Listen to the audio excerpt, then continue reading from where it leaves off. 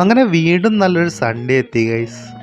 പക്ഷെ പള്ളിയിൽ പോകാൻ കഴിഞ്ഞില്ല, കാരണം എൻ്റെ ഒരു ഫ്രണ്ടിൻ്റെ എൻഗേജ്മെൻറ്റ് ഉണ്ടായിരുന്നു. അതുകൊണ്ട് രാവിലെ മുടി മുറിക്കാൻ വിചാരിച്ചു.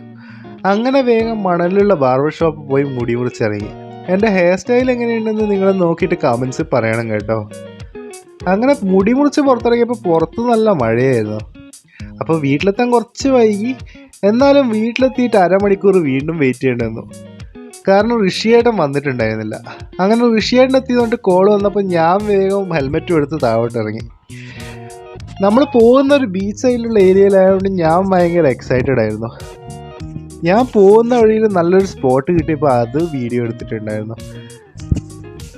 പിന്നെ നേരെ കല്യാണ വീട്ടിലേക്ക് വിട്ടു.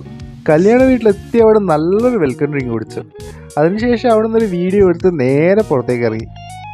ഈ വീട് ബീച്ച് ഫ്രണ്ട് ആയിരുന്നു, അതുകൊണ്ട് ഫ്രണ്ടിലുള്ള ബീച്ചിൽ വെച്ച് കുറച്ച് വീഡിയോസ് എടുത്തു. ഋഷിയേട്ടൻ അപ്പോൾ വീഡിയോയിൽ വരണമെന്ന് പറഞ്ഞുകൊണ്ട് ഋഷിയേട്ടനെ നിർത്തി കുറച്ച് സമയം വീഡിയോ എടുത്തു. പിന്നീട് ഞങ്ങൾ നമ്മുടെ ഫ്രണ്ടിനെ കാണാൻ പോയി. എന്നിട്ട് അവളുടെ കൂടെ കുറച്ച് വീഡിയോസ് എടുത്ത് നേരെ ഫുഡ് കഴിക്കാൻ പോയി. ഫുഡ് നല്ല അടിപൊളി ദം ബിരിയാണി ആയിരുന്നു ഗൈസ്. അതിൻ്റെ കൂടെ നല്ല കച്ചമ്പലും നല്ല അച്ചാറും ഉണ്ടായിരുന്നു. അതും കഴിച്ച് പുറത്തേക്ക് വന്നപ്പോൾ ദേ കിടക്കണ ഐസ്ക്രീം. അങ്ങനെ അതും കുടിച്ച് നേരെ വീട്ടിലേക്ക് പോയി.